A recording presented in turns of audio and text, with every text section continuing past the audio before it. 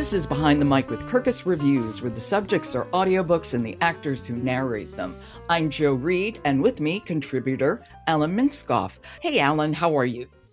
I'm good, and I'm very enthusiastic for today's discussions. Share what we're going to discuss today.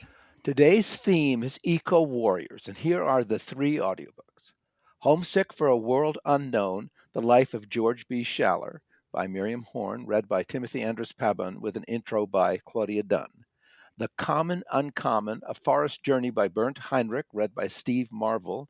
The Feather Wars and the Great Crusade to Save America's Birds by James H. McCommons, read by Colin White. All right. We're talking about three different ways of dealing with the natural world and looking at it. Let's begin with Homesick for a World Unknown and tell us a bit about George B. Schaller. George B. Schaller worked for decades and decades. I think he's in his 90s, and he is famous for many things. He documented pandas, lions, tigers, gorillas, caimans.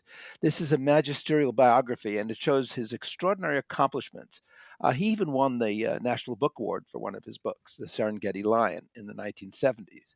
He was a man who came to the United States from Germany, and he was a kind of a born naturalist. He studied in Alaska first and then came to, I think, Wisconsin, where he did his graduate work.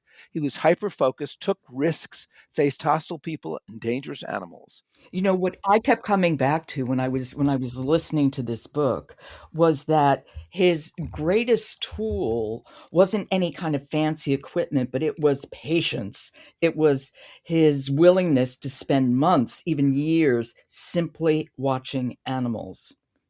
I absolutely agree. I think, we use the term a lot today of being present. I think very few scientists have ever been more present than George Schaller. And he really changed the field. He really did. He changed the way that people looked at animals. The gorilla, for example, people thought the gorilla was, kind of the King Kong animal, but his time with the gorillas showed, and of course it was carried on by others, but it showed that if you spend time with the animals, you get to know them in community and as individuals. He really set the stage for work by Diane Fossey, for example, and Jane Goodall and David Attenborough. Absolutely, all of them have credited him with remarkable work. Now, of course, it was hard on his life. I mean, he was gone for months and months, and he was married and had children. I think his wife, who from time to time spent time with him in the field, but a lot of the time she was on the home front. Of course, that's his wife was a saint. Absolutely. His wife was a saint because she would go off with him. But even when she did go with him, she was still left on the home front, only it wasn't her home. You know, she'd be left at base camp while he would be out not just for the day, but for months. Absolutely. The other thing about him, which we need to mention, is that he was able to go places no Westerner had gone before. In China, he was kind of the first person to look at the pandas in situ. He is the GS in Peter Matheson's The Snow Leopard. Now, Schaller did get to see snow leopards, where Matheson's, the sort of secret in that book is he never gets to see a snow leopard. But Schaller did, and he was a remarkable naturalist, and I think we are all grateful to his work. A couple of notes on the reading. The narrator, Pabon, is quite good. This is a long, long listen, and if you are interested in a unique biography, I recommend it, but it is 21 hours plus. But I found it fascinating, and as summer goes on, if you want to learn about the natural world, I would say this is a great place to start. It's interesting because I found with Pabon's reading, his reading of foreign phrases, French, German, seem a bit uneasy. It's almost like getting through it rather than a fluency with it. And I know he had a lot to do because Schaller was so well traveled. There are Siddhian phrases in Chinese, in Pakistani, and Hindu, and it's hard for a narrator to be able to do all that with great fluency. It is not easy, and in the Kirkus review, it is mentioned that those seem almost dropped in, inserted, and they are a little distracting. But it's such a powerful life story, I wouldn't let that stop anybody. Yeah, no, I wouldn't either. I would not at all. I was so interested in how Schaller challenged long-held assumptions just by taking the time to observe animals closely. And I was wondering for you if there was any one exhibition or one discovery that really stayed with you after you had listened. In some ways, the pandas were very compelling because, like I said, no one had gone there before, and of course, they're all speaking Chinese, and he's an English speaker and a German speaker. I don't know how much of the Chinese he got, but he was welcomed because he did. They noted too his dedication and that remarkable patience that you mentioned earlier. Well, why don't we hear a little bit now? Set this up for us. Okay, this is near the beginning of one of the early chapters called Gorilla Honeymoon, and it dramatically shows his first encounter with these animals. All right, this is Homesick for a World Unknown, the life of George B. Schaller. It's written by Miriam Horn and it's read by Timothy Andrés Pabon. Still, nothing had raised the hair on his neck like this. The puck, puck, puck of massive hands slapping a monstrous chest, a musty, sweet odor. And there, just 200 feet away, a 400-pound silverback, risen to his full height, huge, shaggy arms whipping out the rapid tattoo and blackened teeth bared as the alarmed animal let loose an explosive roar, roar, roar. George would not be this afraid again until a year later in Uganda's Budongo forest, when a troop of unseen chimps, hooting like demons as they encircled him, suddenly fell silent. He knew they were closing in only by their crazed pounding on ironwood trees.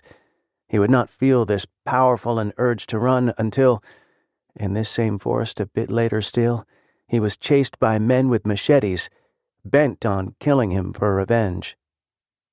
And this is where I think Pabon's narration really seems to fit Schaller's personality well, because there's nothing flashy about the performance, which let me focus on the scope of Schaller's life and work rather than on the narrator. I think you're exactly right. And I do think that really good writers, and I think this is very well written, get the most intense scene right by not doing them too dramatically. And I this is completely a agree. very intense set of scenes, and they're very, very well done. All right, so we're moving on to the common uncommon. Tell us about this. Well, we're back in the States now with another man who he came here, I think, from Poland originally, and he is a very active, also naturalist and wildlife biologist, Bernd Heinrich, and a man who has had some remarkable successes. He kind of brought back the American chestnut to New England and even further. He is a wonderful outlier as a scientist. He's a naturalist who stirs our imaginations. I thought this audiobook, while very personal, really I learned a lot from it. I learned that about he's a great student of birds. He's written a earlier book called The Mind of a Raven and A Year in the Maine Woods, and he has spent a lot of time very simply in Maine. He has very few modern conveniences. He's also a marathoner or an ultra marathon. He's a fascinating man. And this is narrated by Steve Marvel, who really actually was sort of an ideal guide for this material, I thought. I thought he was perfect. I felt, listening to him, that he had a natural tone of authority. And when you are reading as a scientist, there's got to be some authority because this is a man who has spent a lot of his life studying insects, birds, mammals. He's just done it all. And I thought that Marvel got it and did it very, very well. And I also thought that Marvel didn't lose that sense of wonder that is really part of Heinrich's curiosity. You know, it flows throughout the entire No audiobook, the question. wonder of what he's seeing. And what he's done. I mean, he gets to know Canada geese and raccoons and every kind of insect you could imagine by, again, watching them and taking his time. Now, a couple of times he's got to climb a tree to get away from something, but I guess that is part of what these men do. And he has a gift for making careful scientific observation feel like an adventure. And to make a comparison, I think that's exactly on what this audiobook does. But to make a comparison, Schaller had a Nazi father and escaped to this country, but it was always kind of an alien in his early life, even structurally to the United States government. Now, Hernt came from a different part, came from what is now Poland, and his father was a scientist. So it's a very different kind of background and his discoveries kind of come right out of his DNA. What I found fascinating was his solitary life. Now, his life is very solitary. He lives in this very primitive, primitive is the wrong word, simple cabin in Maine. His love of the outdoors is palpable. I mean, he does a thing with the geese where they follow him and imprint on him, and he watches the birds. His stuff on the ravens will get anybody's Oh, attention. I mean, I completely. had no idea ravens were this remarkable. I was really struck by how differently Schaller and Heinrich write. They're great field Very different. naturalists, but Schaller seems driven by documenting the world, while Heinrich invites you into his own delight in discovering it. Heinrich is a guy who likes to tell stories. Even his American Chestnut stuff is a story, where Schaller is Yeah. absolutely a documentarian. He's a scientist who was spending a lot of time and a lot of, I think the biographer did a great job because she depended a lot on field notes. And although he's alive, so I'm sure she did a lot of interviewing too. Wait, we're talking about Schaller now. Yeah, Schaller, I think the biographer of Schaller. Heinrich, by contrast, is a natural And storyteller. writes his own. He does and writes his own stuff, and he's been a writer for a long time. I mean, his pieces on raccoons, insects. I mean, you just learn so He's a much. great, great writer. He really is. He's a pleasure to read. And, with Steve Marvel, a pleasure to listen Yeah, to. I'm going to go back and either read or listen to The Mind of a Raven and Year in the Maine Woods. He's a kind of latter-day Thoreauvian character, wouldn't you say? Yeah, I think that's right. Why don't we listen to Steve Marvel now? Set this up. I will say he is now discussing Canada geese, who I am really not a fan of, but I get his scientific interest. All right, this is The Common Uncommon. It's by Bernd Heinrich, and it's read by Steve Marvel. As far as the geese are concerned, we are as convenient as beavers, whose lodges they favor as prime nesting places. As an added bonus to cutting trees, building even bigger dams, and creating ponds, we humans repel predators.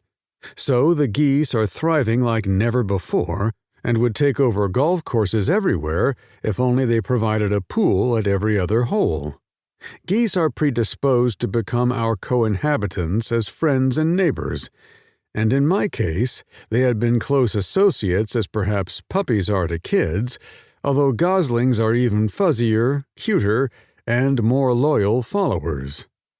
The freshly hatched young of geese, as well as those of grouse, turkeys, ducks, cranes, and sandpipers, to name a few, leave the nest right after emerging and stay with their parents in a rapid learning called imprinting.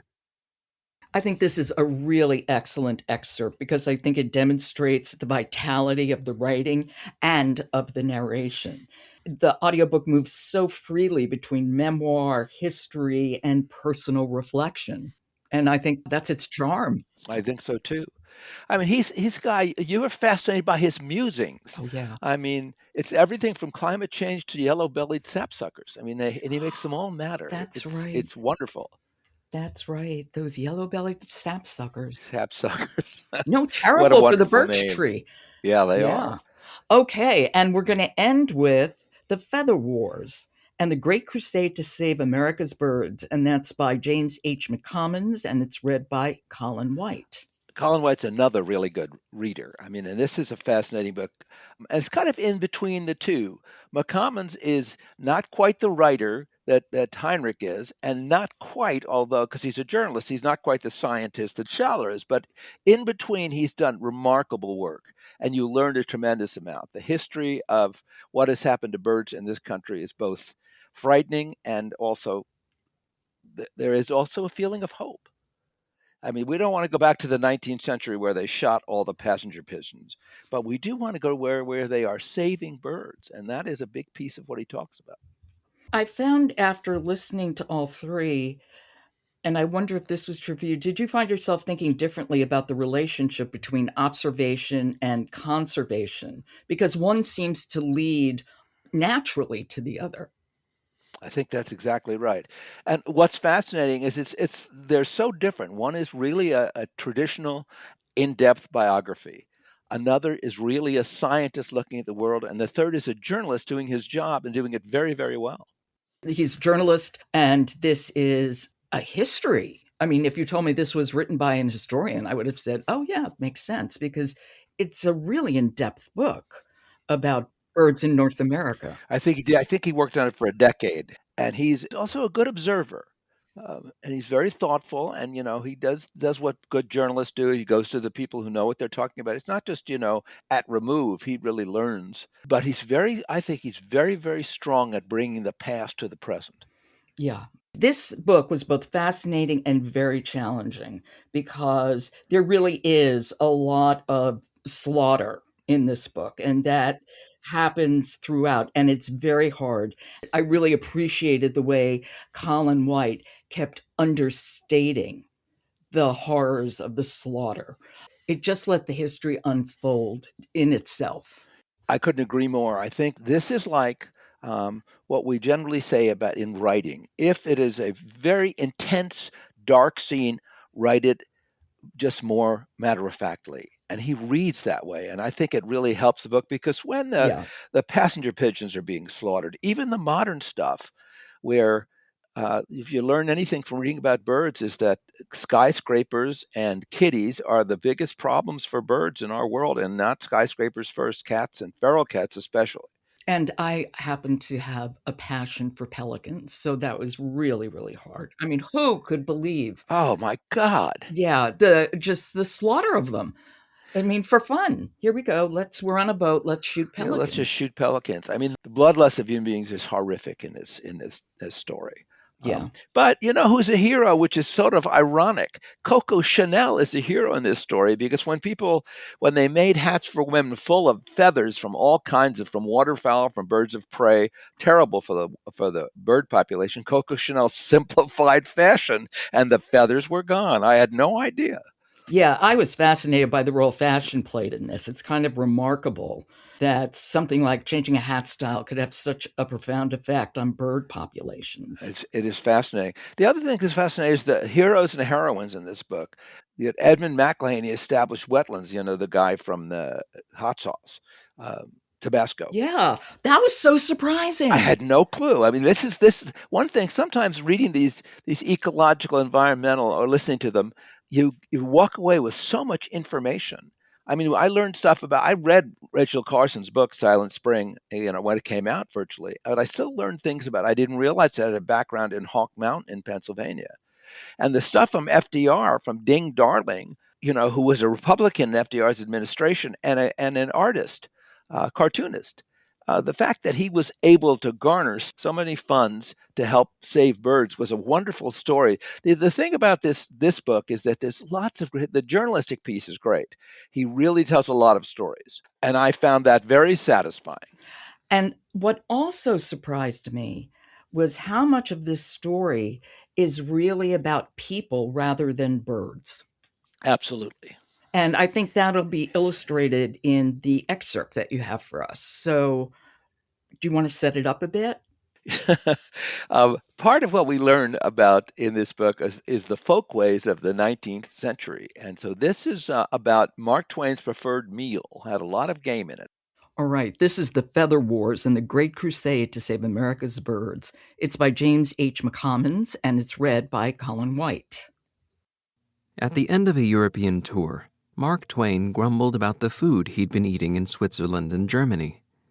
And in his travel memoir, A Tramp Abroad, he listed entrees he looked forward to savoring when he stepped off the steamboat in the United States, including Illinois prairie hen, Missouri partridge, Connecticut shad, Philadelphia terrapin soup, fried oysters and frogs, baked possum and raccoon, roasted wild turkey, and Baltimore canvasback duck. His choices reflect a reality of 19th century American cuisine. It included a lot of wild game.